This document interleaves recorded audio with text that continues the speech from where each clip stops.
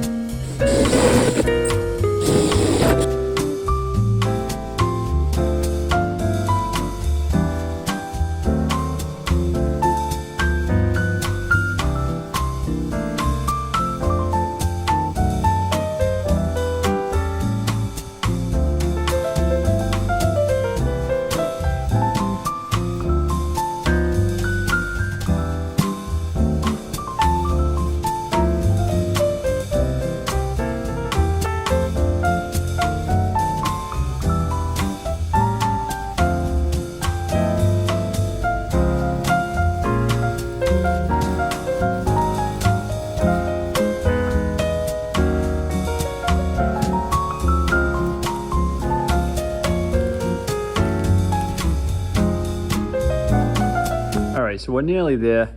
I almost got all my bolts in the door for the most part. I did get the lock holes drilled out pretty good. They're almost on point. It's off a little bit there, but the hole in the back, well, the circle on the back is smaller than the hole needs to be, so it does fit pretty good. And I did notch out a little bit of this metal here. It does give a better fit for when you put the screws in, because they were like basically under the lip, which I don't know how they could even do that from the factory, but that's just how it was. But I gave myself a little more room by crunching that out of there. And next we're gonna drill some holes for the speakers. I got a 3-inch hole saw and a 4.5. 3 inches going up here, 4.5 is going down here. I just took some basic measurements off the other door on the other side, and they should be relatively in the same spot. And then after that, we'll get it bolted in, and then I gotta finish off some washers. I have 31 to make for this door. There's 31 on the other side, as I mentioned in the previous video. But I will get this done hopefully tonight and get this back together, because I'm tired of working on these doors. I want to move on to something else. So yeah, let's get this going.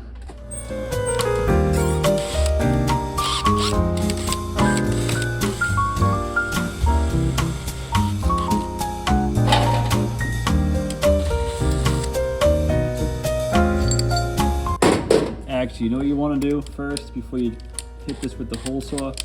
You should almost pre-drill your pilot first, because you know what happens is you go to drill it with the hole saw on, and I'm guilty of this, and what happens is you slam through it almost every time. It's hard not to, but it does happen. And then you can mark the crap out of this piece of aluminum, and I just don't want to do that.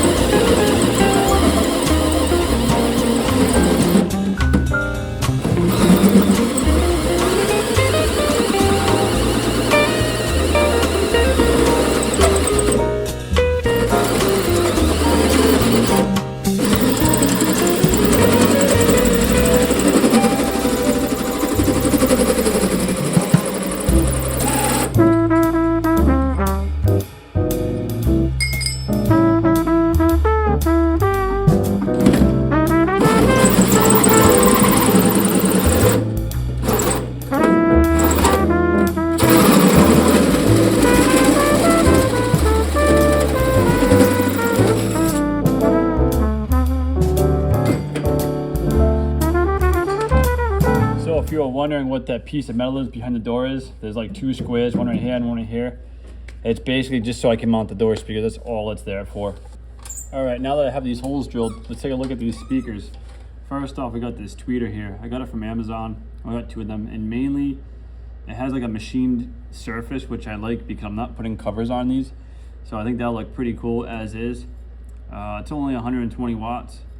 But the thing is, I got my 3-inch hole. They don't like give you much room. You have a 3-inch hole and your spacing on your bolts, they're like not much more. It's probably like 3.5. But the tabs is what I don't like. So I'm gonna have to do a little bit of grinding on each side. And I'm gonna do them offset. So when I put it in and I turn it to the right, the holes will just be like somewhat even. So first off, let's get some lines marked over here. The freaking magnet's too powerful for me.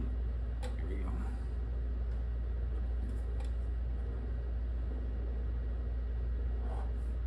Give or take right there. Yeah, just eyeball the other side. It's not too critical. And I'm gonna use a fender or one of these little saws to get up in here.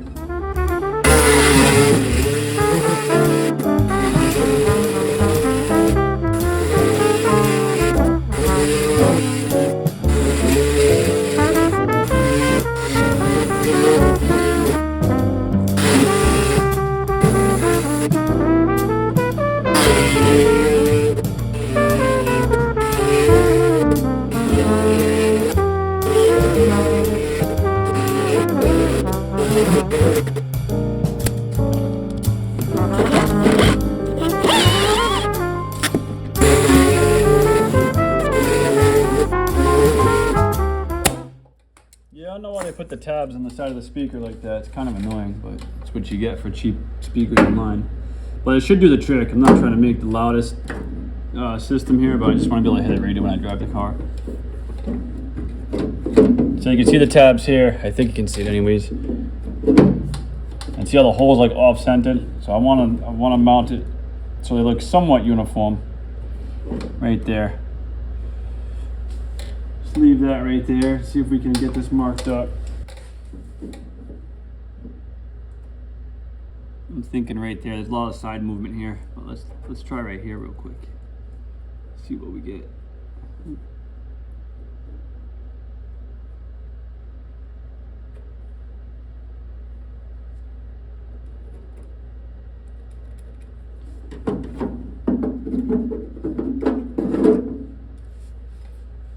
Alright, so it's a little close to that one there and that one up there. But I think we'll live. I should have did these more that way, I guess you could say. But screw it. It'll be fine.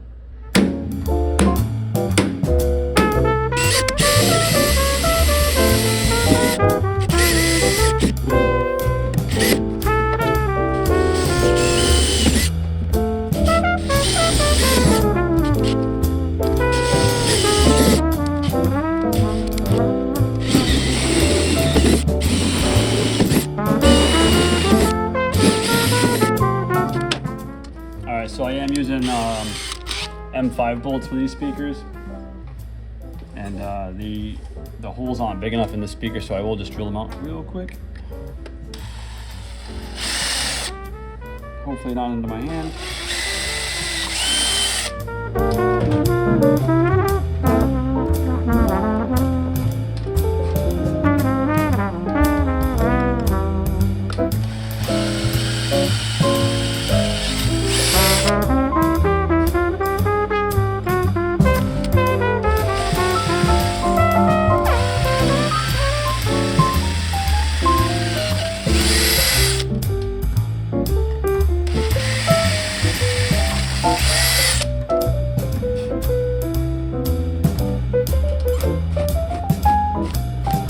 All right, next. Well, I completely missed that. All right, next I'm gonna do this big speaker here too. I'm just gonna skip ahead. You don't really need, I did this one, and I'm just gonna do the same thing with this one. All right, and here's the door speakers I'm gonna use for the bottom. It's a two-way speaker. It just has like another tweeter inside the middle here, and just your regular wafer cone speaker here. Here's the specs. Peak power 80 watts, regular power 40 watts, 4 ohms. 5 1/4 inch speaker. The only thing I don't like about this is that, actually you can't really tell, but this orientation isn't centered from where these bolt holes are, so I have to like mount this kind of funny in order to keep this straight. But it is what it is. The screen's gonna go over it anyways, you won't see it. Alright, so all I have left to do now is pull the skin off, do some riv nuts in the speaker holes here, and then kind of bolt it all back up together. And I'll just show it when it's completely done. How about that?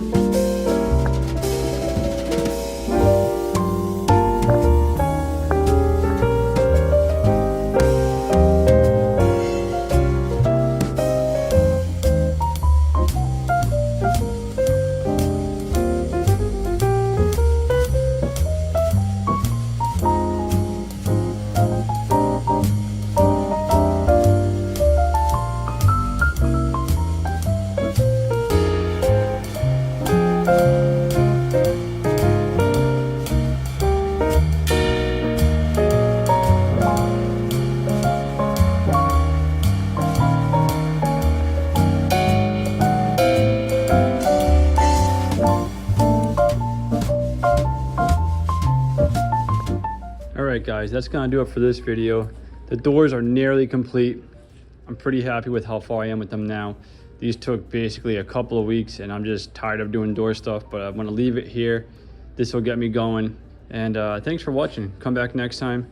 I'll try and get one out sooner than later, and we'll see what's going to happen next. I really don't know what I'm going to be doing next, but we'll figure it out. It won't be doors, that's for sure. It'll be something else. All right, guys, see you in the next one.